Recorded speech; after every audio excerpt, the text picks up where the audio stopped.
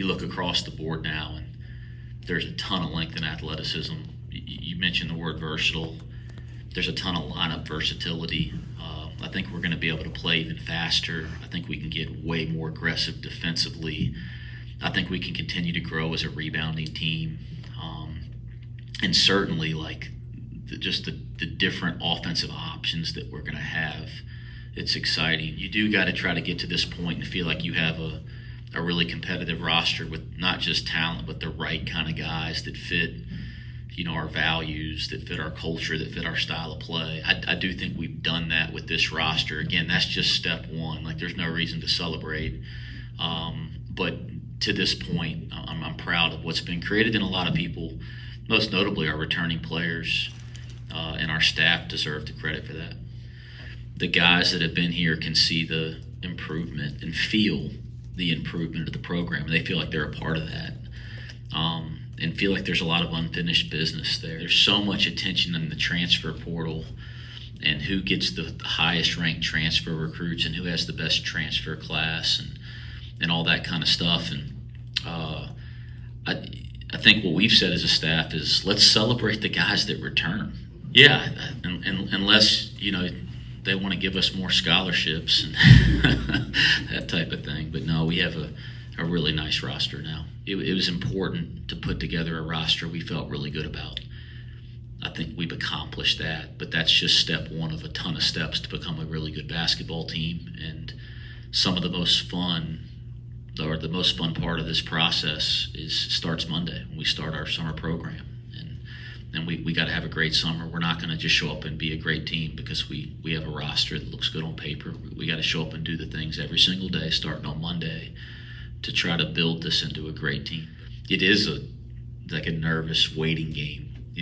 As I get older, I get a little bit better at it. But no, you don't sleep as well those nights because you're anticipating decisions and you know how big those decisions can be for your program. But that's recruiting. And it's always been recruiting in that way. It's the same way in the fall when we have official visits. It's the same way in the transfer portal in the spring. It's been that way. That recruiting in some ways hasn't changed, even though it's changed in a lot of other ways. But yeah, sweating out those decisions, that's what all coaches go through. We're going to continue to go after the guys that we think are the best players that fit the things that we value and the things that this city and this community and this university value. And we're not afraid to fail in recruiting. But what I'm more proud of, Scott, is that we've got a number of really good players to say yes and then continue to say yes when they have these options to now leave year after year. So I think that's something I'm proud of for sure. I saw AP work out at 5:30 in the morning, going into his senior year. And you could see his progression from a guy that wasn't even being recruited to a top 50 player in his class. It was really neat to watch him improve throughout his high school career. And I was as sure about him in the high school recruiting process as anybody I've ever recruited. So when he goes in the transfer portal at Southern Cal, I don't care what his numbers were as a freshman. I really don't. I've already evaluated him. I know how hard it can be to be a freshman in college basketball. And so, if it was a kid that we hadn't recruited and been through that process with, and we didn't know his family and didn't have a good relationship with him, maybe all you get to do is see what he did at Southern Cal and try to make a decision off of that.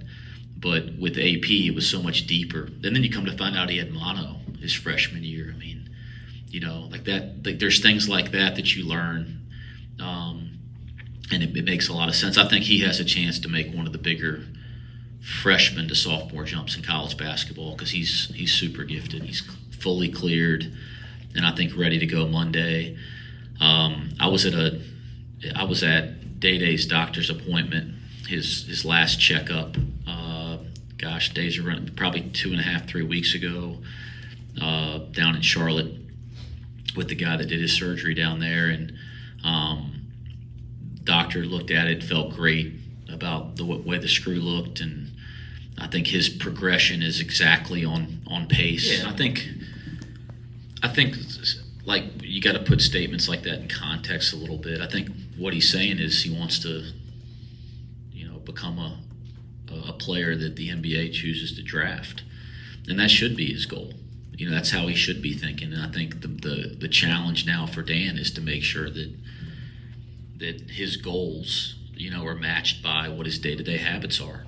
I think Dan's got to spend this offseason among a bunch of our other guys obsessed with improvement and obsessed with trying to help our program get to a much higher level in terms of results and success.